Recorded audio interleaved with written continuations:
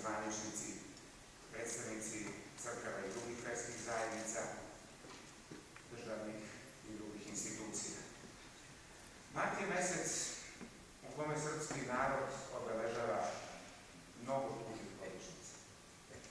Danas se sećamo jednog od najsurovijih događaja u novijoj istoriji, kada za svega 2 dana iz svojih domova proterano preko 4000 ljudi, kada su etnički očišćene desetine gradova i sela, kada su padali ljudski životi. Već samo za nekoliko dana, u petak, na ovom istom mestu, naši studenti će obeležiti 15 godina od početka agresije na našu zemlju. Do tada nezabeleženo kršenje međunarodnog prava i bombardovanje Srbije u kome je stradalo najmanje 3000 ljudi. Da ne pominjemo godišnjice drugih martovskih događaja, koje su direktno ili posredno takođe dovele do ubijanja i do mnoštva srpskih groblja. Ali ono čega nije bilo tako često u istoriji čovečanstva je da se ubijaju ne samo ljudi, nego i sam Bog i njegova kuća, osim kada su na istorijskoj sceni bili vandali. Opšti antropološki fenomen je da čovek zazire i poštuje i tuđe govore. Hram je svetinja i za onoga ko ne pripada religiji koja je izgradila tu Božju kuću. Pa tako sa poštovanjem ulazimo i u katoličku crkvu, i u džamiju, i u sinagogu, i u budistički hram. Tako su vekovima ulazili i u pravoslavne kosovske svetinje časni Albanci, često tražeći isceljenje i spas u srpskim crkvama i manastirima. Ali došla su neka zla vremena. 2 kosovske vrtohomajske noći srušile su sva nadanja u ljudskost, bogobojažljivost, u zaštitu suseda, u prijateljstva nepomućena politikom.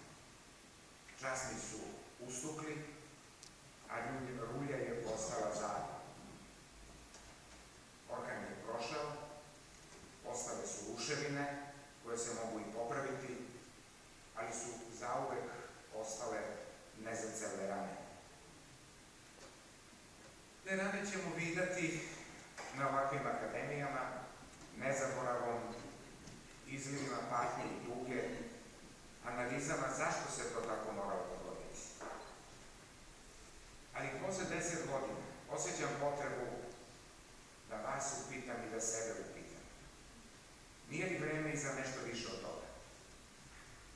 Kojim putem dalje? Kako lečiti neizlečivo? Šta raditi da šteta makar bude manja? Ima li nade sada, kada liči da je sve skoro sasvim izgubljeno? Odgovor je davno dat. Nada umire poslednje. No naša nada nije neretna. Samo ukoliko prestanemo da na bezdušno udaramo samo emocijama, da očekujemo pomoć od nekog drugog, da srljamo još veće stradanje. Nije nerealna, jer na Kosovu i Metohiji imamo snažno uporište, koje pogrom nije uspeo da spali i uništi. Ponovit ću po ko zna koji put ono za što se zalažem i u svetu i kod nas. Barem za pravnike, postoje 3 uporišne tačke, 3 pojma koje čine trougao realne nade za Srbe, za srpstvo na Kosovu i Metohiji. Prvi je restitucija, to je evropski kredo, to je evropski standard. Ako se svi zariču da je privatna svojina sveta, onda je njena restitucija pre svega crkve nešto što možemo s pravom, sistematično i strpljivo zasigurno ostvariti. A kad naši manastiri ekonomski ojačaju, oni će postati mesta gde ljudi nalaze sebe, gde nalaze pored verskih potreba, ne samo ovozemaljsku zaštitu i utehu, nego i izvor egzistencije. Kada zažive manastirska imanja, zaživeće i zajednice onih koji na njima i oko njih žive. Pogledajmo samo koliko porodica danas živi od Mileševe i oko Mileševe, koja tako snažno čuva besrpske prostore. Druga naša snažna argumentacija, konstanta, pravnički kredo, jeste rekonstrukcija, jer je i to evropska priča. Zaštita kulturnog blaga je nešto što svi u Evropi zagovaraju, o čemu su donete brojne međunarodne deklaracije i konvencije. Ali nije potrebno, niti je dovoljno samo obnoviti svetinje. Ne sme se dozvoliti da ih bilo ko pretvara u muzeje ili u turističke atrakcije. Oni moraju postati i ostati mesto žive religije. Mesta na kojima će se omogućavati svakodnevno ispoljavanje verske slobode i duhovnih potreba. I treće R, repatriacija. To je veliki evropski standard. Svima su u Evropi puna usta slobode kretanja i nastanjivanja. Uz restituciju, pogotovo crkvene imovine, ići će lakše i povratak i ostanak. Crkva je sačuvala srpstvo vekovima na ovim prostorima. Ona će biti stožer očuvanja srpstva na Kosovu i Metohiji i u vremenima koje dolaze. Zato kao studenti prava, gde god se nađete, kada god sretnete nekog stranca koji hoće sa vama da priča o Kosovu, govorite o ta tri principa kojima niko neće moći da vam protivureči.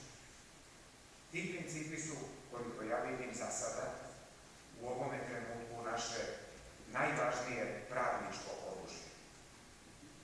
A to oružje bit će delotvorno samo ako ga svi zajedno uporno koristimo, ako ta tri slova R, restitucija, rekonstrukcija, repatriacija, udružimo sa ova naša čuvena 4S. Ako se udruže sa onom rečju za kojom toliko vapimo, koju smo danas čuli u drugoj strofi naše himne, čak 3 puta, složi srpsku braću dragu. Sloga biće poraz vragu, a najjači srpstvu grad. Nek na srpstva pristrgani bratske sloge zlatan prod. Zašto toliko prizivamo slogu? Zato što nam je zaista nasušno potrebna, a ponašamo se kao da je nepotrebna. Hajde da do iduće godišnjice svi znamo bar reči te druge strofe. Slušao sam pažljivo. Svi smo znali da otpevamo prvo. A kada dođemo do ove druge, gde se 3 puta pominje sloga, mali broj glasova je pratio ove naše divne momke i devojke. Ovakve godišnjice neće imati komemorativni karakter ako se tako počnemo da odnosimo prema sopstvenom narodu i prema sopstvenoj sadašnjosti. Ne smemo se više utrkivati u tome ko će biranjim rečima i potresnije opisati stravično stradanje našeg naroda. Hajde da počnemo više da govorimo o putevima izravljenja. Samo je život srpskih zajednica na Kosovu i Metohiji naša prava nada. On je moguć samo ako imamo slogu oko glavnih pravaca našeg redovnika. Pravnici imaju 3 oružja. Neka i druge profesije traže svoje. A onda ni granice, ni politika, ni interesi moćnika ne mogu biti jači od toga. Kosovo i Metohiju samo mi sami možemo ili izgubiti ili sačuvati. I nemojmo očekivati spas od drugih. Neka svako da svoj mali doprinos. Neka ova akademija bude dokaz da Srbija ima mladost koja će znati da traži i nalazi prave puteve za njegovo vaskrsenje. I neka bi Bog dao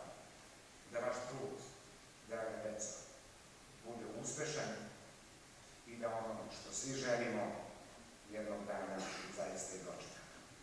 Srećni bili